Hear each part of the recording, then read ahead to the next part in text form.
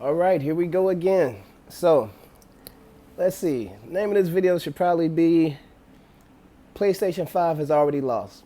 The Xbox Series X is the better console, it's the faster console, it's the cooler console.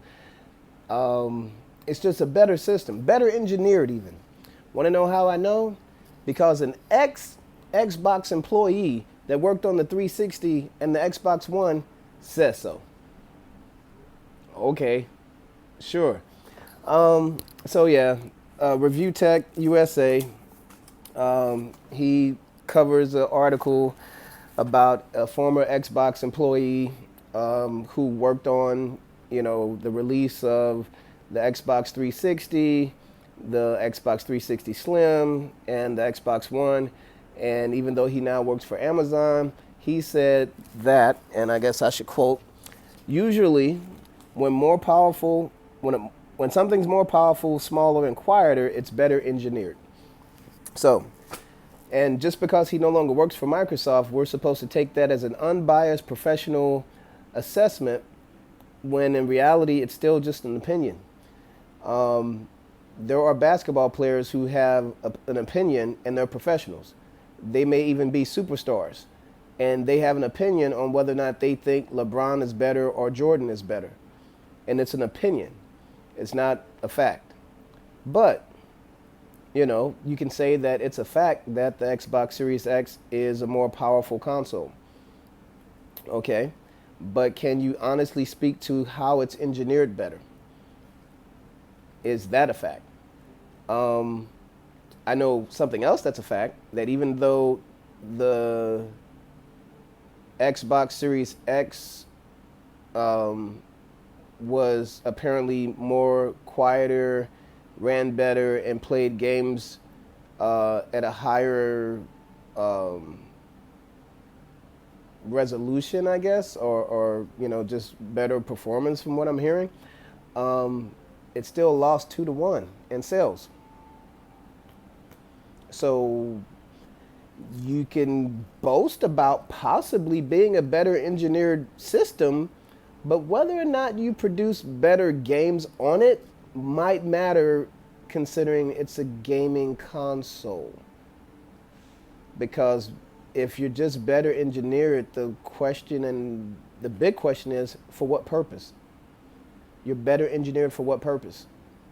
Just to say you are? I'm faster, but I never race.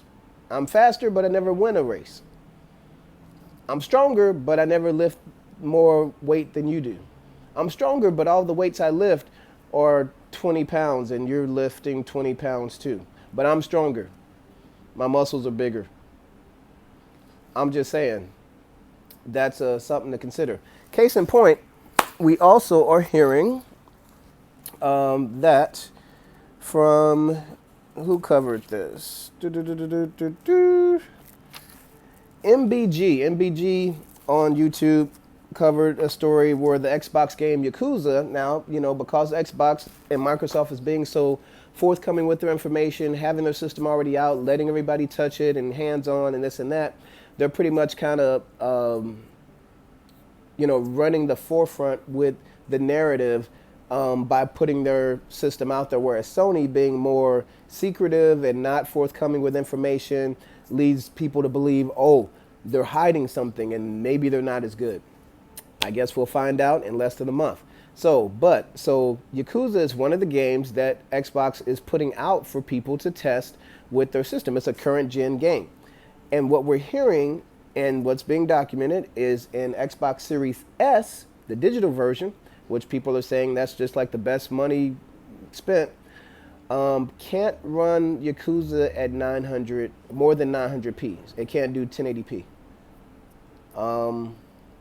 Now, this is where we get into what really matters in these next-gen consoles, because Xbox and Microsoft have definitely been saying a lot about how they're backwards compatible all the way to the Xbox One, and how that's such a huge good thing because all of the games are going to run better on it. And are going to look better on it, and you're going to have access to Game Pass, which are all these other older games that you'll be able to play, and they're all going to look better, run better. But this is like the third story that we're hearing where that's not necessarily the case. Um, Meaning, like, for example, okay, something happened with, what was it, Halo Infinite. They had to go back to the drawing board a little bit or go back and do some tweaking, finish it up, make it look better. Okay. And then Dirt 5, kind of same thing. Just not looking next gen, or people are having some issues with how it looks. Now, and so this is where we get naked about next gen. In my opinion, I really didn't. I don't even know if I think I saw a clip of the Halo Infinite, whatever. Was it that big a deal that it didn't look however they wanted to look?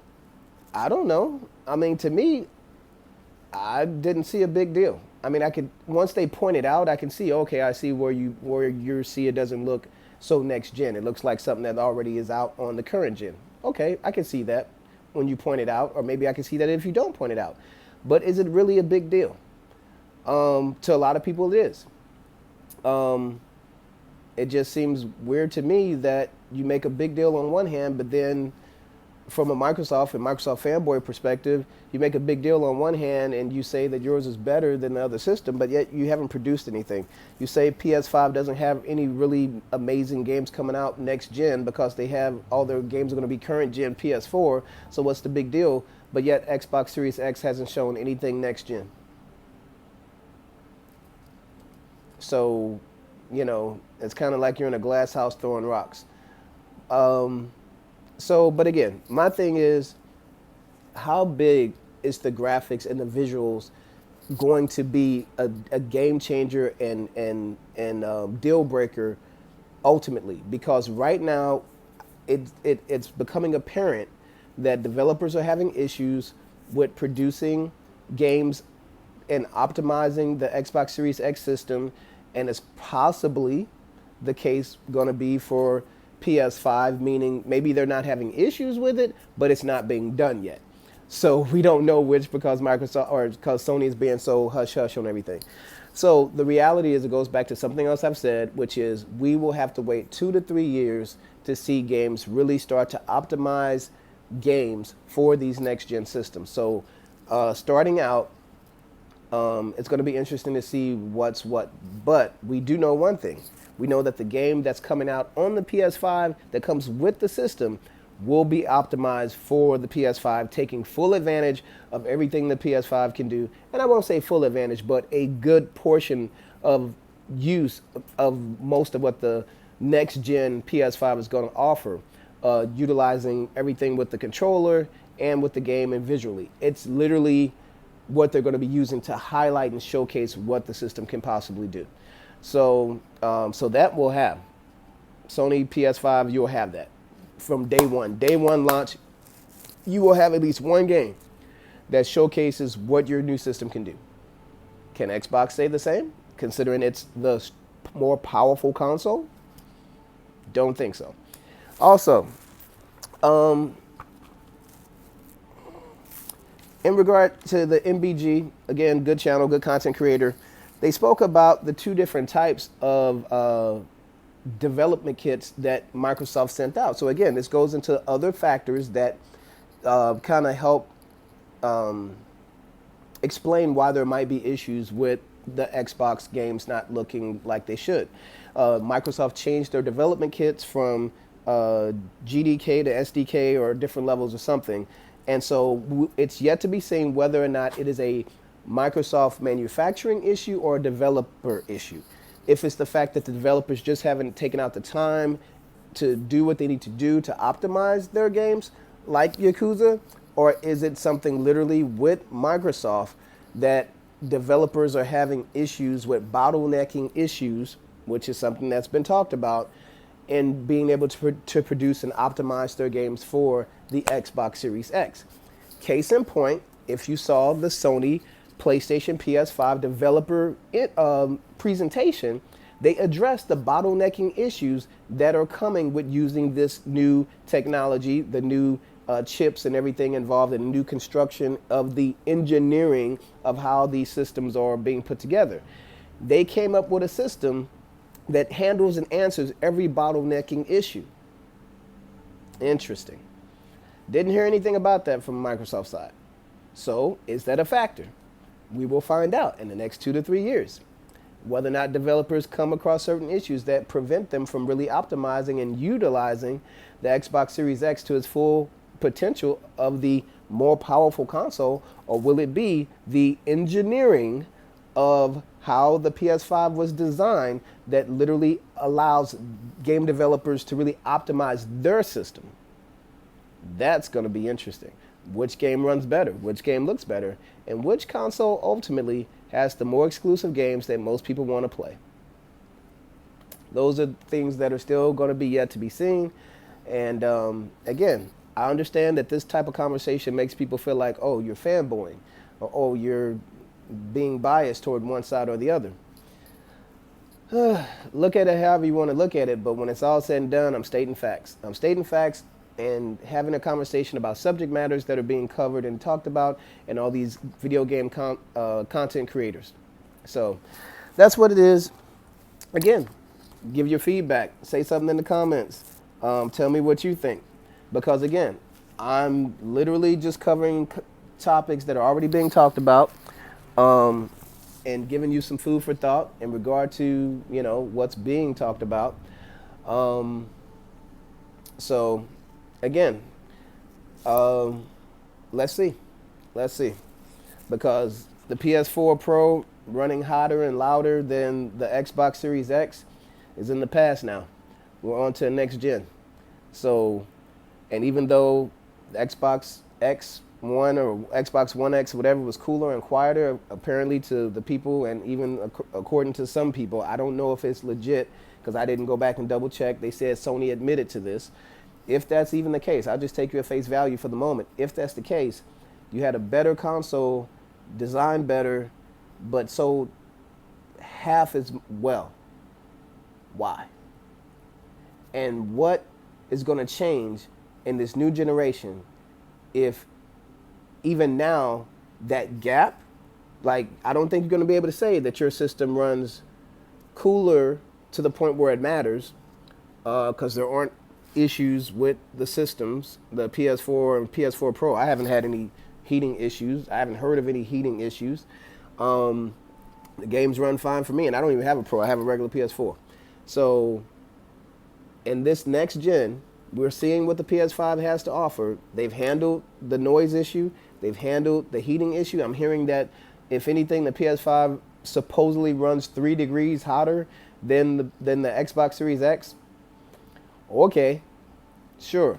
But we also have liquid cooling on, and see, there you go. There you go. Caught your fanboy. Sony has liquid cooling, not we. I'm not Sony. So, yeah, I mean, it's yet to be seen, because, again, I just find it funny that Review Tech USA covered that article and wanted to give credence or some kind of, like, I don't know, just give some kind of stamp of approval by this former employee of Microsoft that now works for Amazon, as if to say, just because he said that the Xbox Series X was better engineered than the PS5, then all of a sudden that's like a legitimate fact. Or, and I won't say fact, it's not like he presented that way, it's just really somebody's opinion. But if you're going to present somebody's opinion, then make sure you present it as an opinion. Because one thing's for sure, he doesn't have his hands on a PS5. That was not said in the article or anything like that. So I guess we'll just see. I guess we'll see. So anyway, those are some of the things I just wanted to cover. Also, in reference to, you know, one thing versus another, I did get a chance to see Digital Foundry.